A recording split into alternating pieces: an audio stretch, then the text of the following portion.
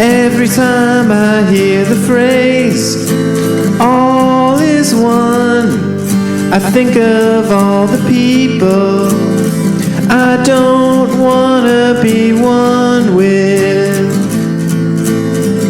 like you. Hello there, thrill seekers. That was a piece of a song of mine called All Is One, and I put that up on the channel last week, and I don't know if I called attention to it.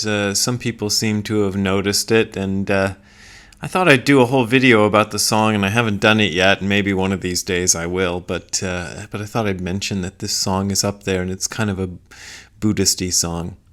So maybe I'll do a video about that one of these days, but this isn't it. So I thought I'd talk a little bit about something that once again, I don't know what I want to say about this, but I'm just going to start talking and see if anything useful comes out. And it's the concept of Sangha. And this comes up because I got an email recently in which, as part of the email, somebody asked me, the person who wrote me the email, obviously, if I was a supporter or an ally of, one of the ever popular marginalized communities. And I don't even want to mention which particular marginalized community he was asking me if I was an ally or supporter of, because, there's a bunch of them out there, and I don't really want to skew the conversation into something about that particular marginalized community, because that's not the point. The point is the whole thing about community, because it's part of the Buddhist deal. And when I got the question, all I could reply was that I don't know if I'm a supporter or an ally of that community, because I don't know if I'm a supporter or ally of any community, because I don't know if I'm really into this whole idea of people making communities around like some kind of shared characteristic that they feel they have, and getting all yay about it, and then feeling that they all have to think the same way and vote the same way and dress the same way or whatever they have to do because of this one shared characteristic they all feel that they have. It all seems kind of silly to me. And then the sort of allyship thing seems like another level of silliness, because that's another sort of community that we all get together based on the fact that we're all allies of that community, and we all have to think the same and vote the same and dress the same and eat the same kind of hamburger or tofu burger or whatever we eat because we're all allies of those guys, and then sometimes you find out that the allies of those guys aren't really in line with what those guys actually want. I found this out a lot in Japan, because I was part of a marginalized community when I was in Japan, as, being a foreigner in Japan puts you in the kind of marginalized community, because there's a lot of things that you find out when you become a minority somewhere, that there's a lot of real stuff that goes along with being a minority. And then my wife's Mexican American, so there's all that stuff, although she's not really into all the politics that go along with being Latinx and all that. She hates being called Latinx. I sometimes use that term just to be funny around her, because she doesn't like it. But there's this whole thing in Buddhism about community that's never sat well with me, which is Sangha, and we're all, that's one of the three treasures of Buddhism: Buddha, Dharma, and Sangha. And I've always been very interested in Buddha, not just the person Buddha, but the whole cosmic idea of Buddha. We could probably go into that, and that would be a whole digression there, which I probably shouldn't digress too much. Dharma, which is the teachings of Buddha, and Dharma is actually a word that kind of means almost whatever you want it to mean sometimes, but Dharma is basically the teachings of Buddha. But then the third treasure is the Sangha. And while I've always liked Buddha and Dharma, Sangha has been something I've struggled with ever since I started with all this stuff. So, maybe some of you can commiserate with me, I don't know. But Sangha is one of the things that I've always had trouble with. And one of the things that sort of informs my way of relating to Sangha is that before I got into Buddhism, one of the first sort of religions, and I'll put this in air quotes or these kind of quotes, finger quotes, the first sort of religions I got into was Bokanenism. I don't even know if I'm pronouncing it right, but Bokanenism is a religion that was made up by Kurt Vonnegut Jr., the novelist, in his novel Cat's Cradle, which is one of my favorite novels of all time. And let's see, I'm doing this from memory, and I haven't read the novel in years, but Bokanen was a guy who was, I think, stranded on an island in the West Indies or somewhere like that, and invented a religion of his own, which he said was a religion based on harmless lies, because he made it all up. But some of the concepts of his religion included some concepts that are kind of related to the idea of Sangha, and one of them was a karas. And a karas is a group of people linked in a cosmically significant manner, even when the superficial linkages are not evident. And a Granfalloon is a false karas, i.e. a group of people who imagine they have a connection that does not really exist. And an example is Hoosiers, and Hoosiers are people from Indiana, and Vonnegut himself was from Indiana. Hoosiers are people from Indiana. Okay, that's what it says here. And Hoosiers have no true spiritual destiny in common. They share little more than a name. And let's see, we got some other examples of Granfalloons that Vonnegut gives. The Communist Party, the Daughters of the American Revolution, the General Electric Company, and Any Nation, Anytime, Anywhere. A proud and meaningless association of human beings. He also gives the graduates of Cornell University, which Vonnegut himself graduated, and Bokanen, the inventor of the religion, says, if you want to examine a Granfalloon, just remove the skin of a toy balloon. And so sometimes it seems to me that a lot of what passes for Sangha that I've seen, both here and in Japan, but more pointedly here in America, are Granfalloons.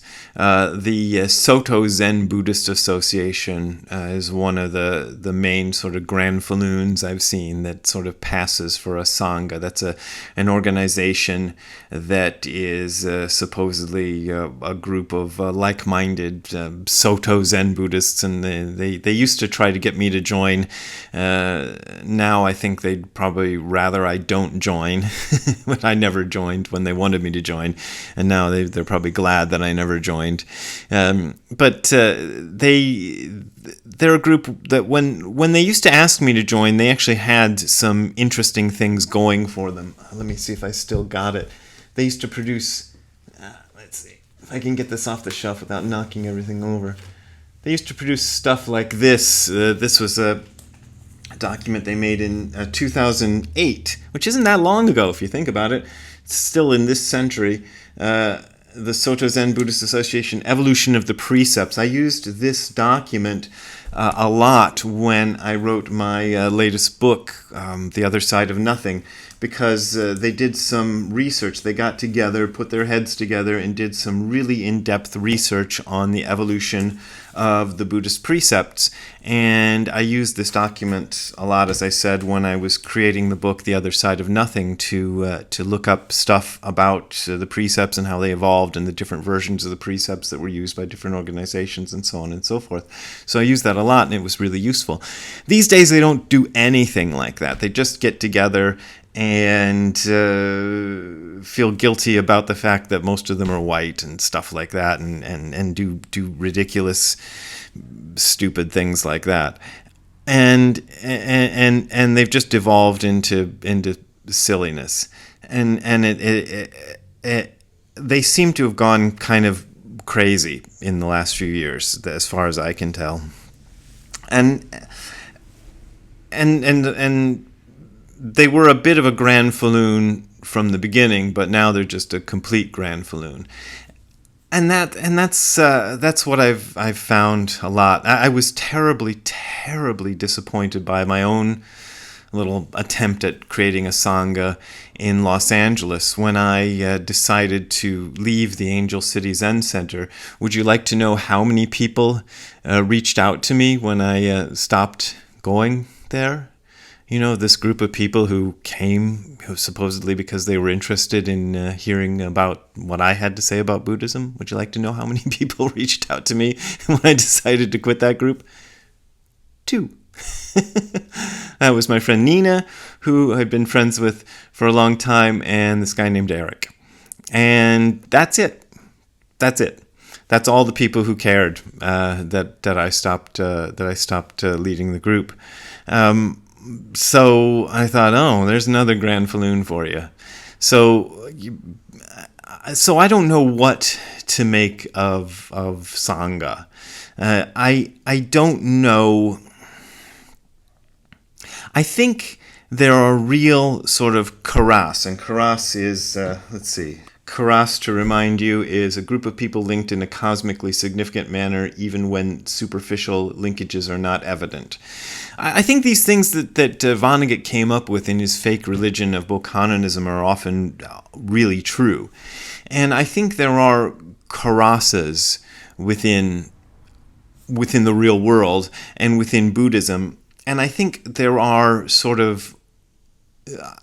I like to think that what is meant by Sangha, or what can be understood when the word Sangha is invoked as one of the 3 treasures, can be something more like a karas, can be something that isn't labeled a Sangha, isn't labeled the Soto Zen Buddhist Association or the other sort of really sort of vile and hateful sort of Granfalloon that I often hear about as the so-called Mahasangha that you'll see written about in a lot of the Buddhist magazines, which is this idea of the great Sangha of all the Buddhists of the world, you know, where we're all supposed to be everybody who calls themselves a Buddhist from, you know, wherever, Taiwan or Thailand or Japan or China or America or India or wherever.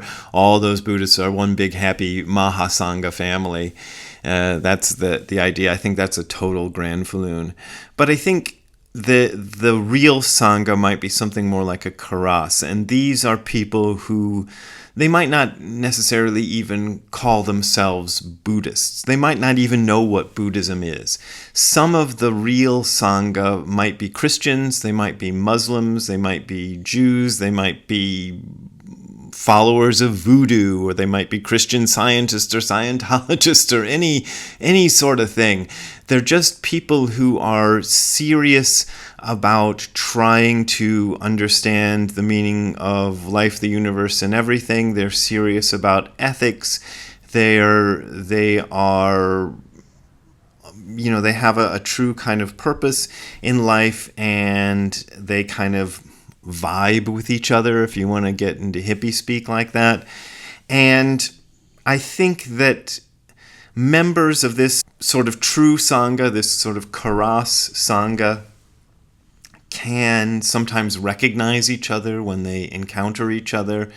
And I don't think that they, like I just said, I don't think they necessarily identify as Buddhists, and I don't think they necessarily form clubs and associations together. They are people who support each other in practice.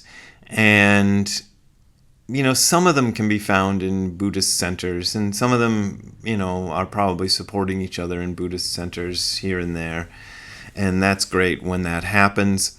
But it's not necessarily the case. And it's not necessarily the case that if you or I go to a Buddhist center, you're going to find those people. I certainly don't find those people for myself in Buddhist centers typically, especially American Buddhist centers. I don't find a lot of like-minded people at Buddhist centers. I've gone, in America anyway.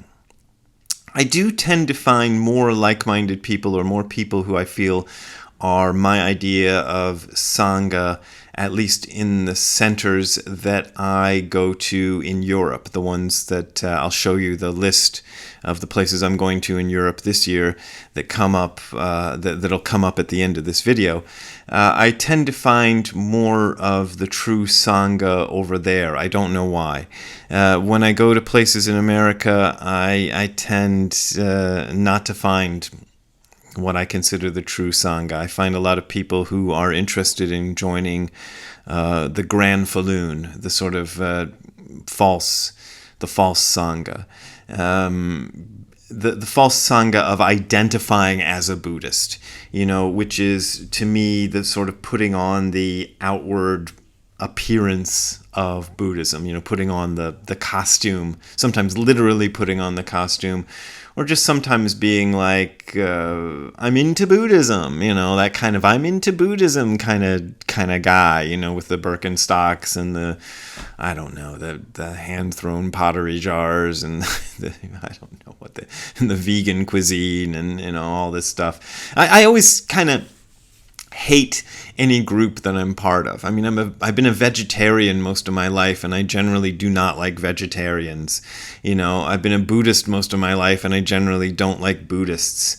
This kind of thing. I don't like most people who are into Japanese monster movies. There's I got a few Japanese monster movie friends. But then when I've gone to like conventions of Japanese monster movie fanatics, I find most of them are nutcases, and I don't want to be around them. So yeah, I don't get along with most of the people that I'm supposed to identify with, which is why when somebody says, are you an ally of the, Nanika community, Nanika is Japanese, means whatever, community, I'm like, oh, I don't know if I'm an ally or a supporter of that community, because I feel like if I went and hung out with that community, I'd probably be like, oh, the way I am with every community I hang out with. But there are people, the true people, I tend to find them, somehow. I watched this comedian the other day who was saying, I'm a vegan, but I got invited to this party where these people wanted to go in helicopters and shoot hogs, and I got invited to another party of a bunch of vegans who wanted to sit around and eat vegan food, and I thought I'd rather go to the party with the people who wanted to fly in a helicopter and shoot hogs. And that's kind of the way I feel about life, I'd kind of rather not be around my people. So I'm kind of that guy in a way. So anyway, so I said what I said when I didn't know what I was going to say, and it sort of came out that way. So if you want to support me not being part of a community, you can go to the URL that you're seeing on the screen below, which is hardcorezen.info/donate. That is hardcorezen.info/donate. Remember, I don't have a community supporting me. You are the community who are supporting me, so I really appreciate your support. Maybe you are my true Karass, you people out there, and not the Grand Saloon. So I really appreciate the support of my Karass, and I really thank you. But as always, you don't have to support me if you don't want to support me. So we will see you next time. Have a good time all the time. Bye. Here's Ziggy, the magic dog. Hi, Ziggy, magic dog. Ziggy's a magic dog because yesterday I overdid it on the gym, and I was really hurting because I did these abdominal things that caused me a lot of pain, and he really helped me out with my tummy pain by just commiserating with me. All right, Ziggy, I'll let you sleep some more. See you later. Bye.